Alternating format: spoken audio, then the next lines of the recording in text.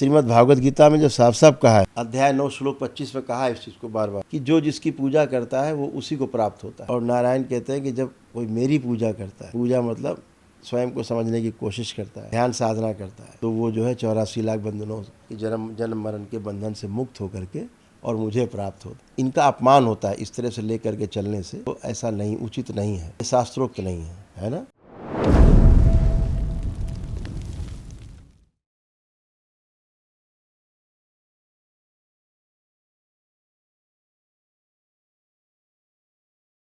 खूब खुश हो गुरुदेव, बेटा, बस आपकी कृपा हम सब पर बनी रहे। खूब आपका खुश रहिए। प्रेम, आपका आशीर्वाद हम सब पर बनी रहे। हमारे गोपाल जी पे भी कृपा कीजिएगा। हम सब गोविंद को बहुत मानते हैं, तो उनका नाम जपें और जीवन में आगे खूब तरक्की करें। इस दरबार का प्रेम और विश्वास हमेशा हमारे हृदय में बना रहे। गुरुदेव कृपा कीजिएगा। इनका नाम जपने में कोई दिक्कत नहीं है। हाँ जी, इनका सुमिरन करिए, ध्यान करिए, इनके बताए हुए रास्ते जो श्रीमद् भागवत गीता में जो उन्होंने बोला है, जो लिखा बिल्कुल। वो सब उस पर पालन करिए, तब कुछ होगा। मूर्ति लेके घूमने से कुछ नहीं होगा। ये दिखावा है और शास्त्रोक्त नहीं है। ये शास्त्रोक्त बिल्कुल नहीं जो तुम कर रहे हो, ये शास्त्र विरुद्ध है। ठीक है, इससे कष्ट जाते नहीं, बढ़ते हैं। पूजा हमारा अपना विषय है, अपना व्यक्तिगत विषय है। आप लेके घूम सकते हो, आपत्ति नहीं है, लेकिन शास्त्र कहते हैं कि मंदिर में जो मूर्ति हैं, मंदिर में रखी, उसके लिए नियम बने हैं। मूर्ति लेके चलने का कोई नियम इस तरह का नहीं बना हुआ है। मंदिर में है, वो भी नियम है कि 8 अंगुल से ऊंची मूर्ति ना हो ना हो। मंदिर में। पहली बात, आपके घर के मंदिर में, जो मंदिर ना कहेंगे, घर का पूजा घर बोलते हैं उसको, मंदिर नहीं बोलते। जी जी जी। वो पूजा घर है। मंदिर वो है जो बाहर, जहाँ प्राण प्रतिष्ठा होती है। घर में आपका पूजा घर है? मंदिर में पूजा घर में फ़र्क है। तो जी आपके गुरुदेव। घर का जो पूजा घर है, उसमें 8 अंगुल से ऊंची मूर्ति नहीं होनी चाहिए। हमारे तमाम शास्त्रों में, पुराणों में सब वर्णन है, उसका वर्णित है ना। उससे ऊंची मूर्ति है मतलब आप प्रेत की पूजा करते हो, प्रेत का वास होगा उसमें, किसी की मूर्ति हो। ठीक, निषेध किया गया है। बाहर जो मंदिरों में मूर्ति होती है, अगर प्राण प्रतिष्ठा नहीं है तो हाँ जी। पूजन नहीं करना चाहिए। ठीक, वही प्रेत पूजा ही है। इसके लिए अपने आप खूब वृंदावन जाइए। ठीक, गोविंद की खूब दिन रात आराधना, पूजा पाठ खूब करिए। अभी हम वृंदावन होके भी आए थे, गुरुदेव हाँ, वो खूब आशीर्वाद जाइए, दीजिए। वहाँ करिए। आप बांके बिहारी जाइए, खूब आनंद करिए, खूब उनका मस्ती करिए, भाव से उनके साथ रहिए, है। तो वो सब होता है, लेकिन ऐसे इनका अपमान होता है इस तरह से लेकर के चलने से। इनको ऐसा नहीं, उचित नहीं है, ये शास्त्रोक्त नहीं है ना। ये बात, इसके लिए जो शास्त्र के नियम उनके उनमें बंध करके, उनमें रह करके करने से सुख प्राप्त होता है। वो हमारे ऋषि मुनियों के द्वारा दी गई परंपरा। ऐसा कभी भी नहीं होता। कोई ऐसे आपको शास्त्रों में उदाहरण नहीं मिलेगा कि कोई मूर्ति लेके चलता हो साथ में, है ना। ये हम लोगों ने, तमाम लोगों ने ऐसे बना लिए, दुनिया भर की चीज़ें बाहरी लोगों ने आकर के नाटक बनाए, उससे लोगों को कष्ट शुरू हुए। बड़ी बड़ी मूर्तियाँ, है ना, लेकर के किए, क्योंकि भगवान श्री कृष्ण ने श्रीमद् भागवत गीता में जो साफ साफ कहा है कि अध्याय 9 श्लोक 25 में कहा है इस चीज़ को बार बार कि जो जिसकी पूजा करता है वो उसी को प्राप्त होता है। जो भूत प्रेतों की पूजा करता है तो वो शरीर यात्रा के दौरान उनके साथ रहता है, वो सब उनके साथ रहते, मर जाने के बाद भी रहते हम्म। हैं। और पितरों की करता है तो उसके साथ रहता है जीवन में, और मर जाने के बाद उनके साथ रहना पड़ता है। देवी देवताओं करता है, जिंदा में उनका साथ रहता है, मर जाने के बाद देवी देवताओं का साथ प्राप्त होता है। और नारायण कहते हैं कि जब कोई मेरी पूजा करता है, पूजा मतलब स्वयं को समझने की कोशिश करता है, ध्यान साधना करता है, तो वो जो है 84 लाख बंधनों की जन्म मरण के बंधन से मुक्त होकर के और मुझे प्राप्त होता है ना। ऐसा तो नारायण की पूजा करने से, हम भी नारायण की पूजा करते, अभी देखो बाबा का मंदिर अंदर है लक्ष्मी नारायण दोनों है कि नहीं? और मिला भी है, फोटो भी मिला है गुरुदेव यहाँ मिला से। है। तो अंदर लक्ष्मी नारायण हमारे मंदिर में है, बाबा के साथ एक विराजमान है, लक्ष्मी नारायण भी जी जी जी। है ना। तो करते हैं, हम भी करते हैं लक्ष्मी नारायण की पूजा, हम तो स्वयं करते हैं। लेकिन शास्त्रोक्त करने से होता। अब आपको हम बताएं, ये मूर्ति जिसके लिए कोई काफ़ी विरोध, बहुत लोग क्या करते हैं, अरे गुरु जी ने ऐसा बोल दिया श्री कृष्ण के लिए। मैं श्री कृष्ण के लिए बोल रहा हूँ।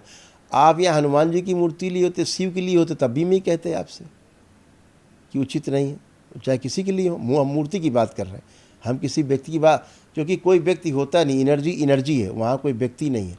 जब एनर्जी को हम व्यक्ति की तरह ट्रीट करते हैं रूप से जोड़ के, तो संकट पैदा होता है। एनर्जी का कोई रूप नहीं है। एनर्जी जैसा आपका भाव होता है, आपके साथ वैसे एनर्जी जुड़ती है और वैसे आपके साथ रिएक्ट करते हैं, ठीक है ना।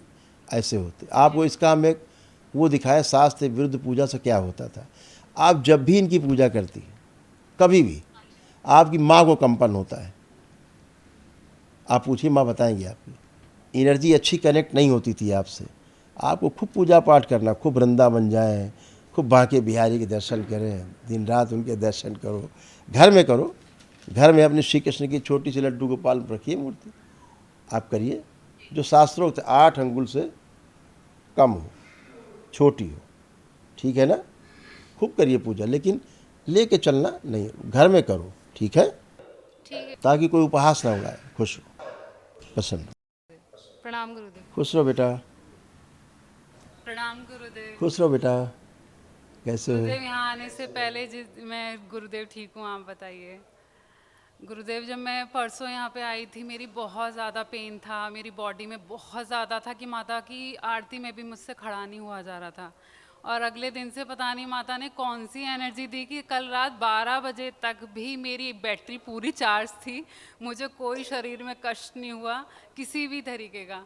बार बार बस यहाँ पे आकर थोड़ी सी हल्की सी घबराहट हो रही थी मेरे, वो अपने आप बंद होती फिर ऐसे ही हो रहा था। और बस गुरुदेव मैं आपसे, हाँ, जी गुरुदेव। अब सब कुछ गया, सब गंदगी जी गई, गुरुदेव, बहुत बहुत अच्छा लग रहा है यहाँ पे आके, बहुत ज़्यादा। सब शुद्धि बस हो गई। गुरुदेव मैं ये चाहती हूँ कि जो कर रही हूँ और जो आगे करना चाहती हूँ, मुझे उसके लिए आशीर्वाद दीजिए। आप देखिए कि बस जो कर रही हूँ वो भी सही हो, और जो आगे जो करने का मेरा मन है, जो कार्य मैं करना चाहती हूँ, फाइनेंशियली अपनी स्थिति को अच्छा करना चाहती हूँ, वो उसमें मुझे आप आप सफलता जो दीजिए, कर रहे हो आशीर्वाद दीजिए। और जो करना चाहते हो, दोनों ही अच्छा है। थैंक यू और अब आप गुरुदेव। बहुत अच्छे से कर पाओगे अब। ब- बस गुरुदेव मुझे कॉन्फिडेंस चाहिए ऐसा कि मेरा मन कभी ना हटे और मैं अपने कार्यों को फोकस के साथ में आगे करूं। दरबार ने आपको कॉन्फिडेंट किया है, आपको फोकस्ड किया है खूब, आपकी स्मरण शक्ति अच्छी की है और रुचि बढ़ाई है अपने काम के प्रति। ऐसा है कि नहीं? जी गुरुदेव, मेरा मतलब प्लांटेशन का मुझे बहुत ज़्यादा शौक है और मैं उसी में कार्य करना चाहती हूँ, और बहुत अच्छा है, मेरे को बहुत सेटिस्फेक्शन है, बहुत सेटिस्फेक्शन है, बहुत ज़्यादा। गुरुदेव बस एक प्रार्थना और है, जब मैं पूजा करती हूँ तो मेरा फोकस नहीं लग पाता, और मैं अपने ठाकुर जी आप में और श्री आप राधा रानी के प्रति हाँ, मेरी आस्था प्रगाढ़ कर दीजिए, और इस जरूर, दरबार के प्रति भी। बिल्कुल बेटा। अब बहुत अच्छा फोकस करो, तो कितना अच्छा फोकस हो रहा है, देखो आप करो। अब एकदम फोकस है, आप टेक ऑफ ही नहीं कर पाओगे, एकदम फोकस है, खूब कर पाएंगे आराधना पूजा। जी गुरुदेव। कर पा रहे जी हैं, गुरुदेव। एकदम जी फोकस है, गुरुदेव। बहुत बस सुंदर गुरुदेव ध्यान मेरी जो भी, लगेगा। थैंक यू अब गुरुदेव। राधा रानी का ध्यान खूब लगेगा। जी गुरुदेव, बस आशीर्वाद चाहिए मुझे। खूब खुश रहिए, बस उनकी प्रति खूब भक्ति मेरी बढ़ती रहे। खूब बस खुश। गुरुदेव मेरी जो थोड़ी हार्ट बीट अभी है ना, अभी बढ़ी हुई से, आप बिल्कुल ख़त्म कर अंदर दीजिए, पीछे पता का नहीं। शरीर एक खुश हो रहा है बहुत, अच्छा वो गुरुदेव। खुशहाली वाली हार्ट बीट है, कष्ट वाली नहीं है। ठीक है खुश हो गुरुदेव। बेटा, गुरुदेव जी के चरणों में कोटि कोटि प्रसन्न रहो वंदन। बेटा। गुरुदेव बस आप हमारा मंदिर एक बार और देख वो लीजिए। शुद्ध है सब, घर के सब पूजा शुद्ध घर है। सब शुद्ध है। ठीक है, थैंक यू गुरुदेव। गुरुदेव कोटि कोटि वंदन। राधे राधे। बाबा माँ को कोटि कोटि प्रणाम, गुरुदेव आपको कोटि कोटि प्रणाम। खुश रहो आपका बेटा, बहुत बहुत खूब मस्त धन्यवाद रहिए, गुरुदेव। खुश रहिए। आपने दरबार बुलाया, ऐसा हमसे एक दिवसीय अनुष्ठान कराया गुरुदेव, बहुत अच्छा लग रहा है गुरुदेव। बस जीवन में बहुत सारी असफलताएं प्राप्त करी हैं, अलग अलग कार्य करके देखे हैं, किसी में सफलता प्राप्त नहीं होती, तो गुरुदेव अब सफलता ही सफलता है। अब सफलता ही सफलता, अभी महावन होगा, अभी सब बहुत बड़े। आंखें बंद करो, इस बच्चे का आकर्षण बढ़ाया जाए, नेत्रों में और आकर्षण दिया जाए। वाणी नेत्र और चेहरे पे और आकर्षण दिया जाए, और निराशा की सभी स्मृतियाँ और निराश शरीर जो अंदर बाहर निकाल लीजिए। शिव नष्ट करके सिर को खिला दीजिए। ये बच्चे असर से बैलेंस, हंसी खुशी प्रसन्नता में रखने वाले हो, अपने काम को आत्मविश्वास के साथ कर पाने का शरीर आगे रखे। 5 बार बोलो ओम नमः शिवाय। ओम नमः शिवाय, ओम नमः शिवाय, ओम नमः शिवाय, ओम नमः शिवाय, ओम नमः शिवाय। अब बढ़िया, आप अपना कॉन्फिडेंस चेक कर सकते हो, अपने आप को चेक कर सकते हो कि आप कर पाओगे, सबकी नहीं कर पाओगे। कॉन्फिडेंट अपना है कि लग रहा है गुरुदेव, अब अंदर से लग रहा है कि हाँ तुम आगे बढ़ जाओ। अब आप सब कर सकते हो।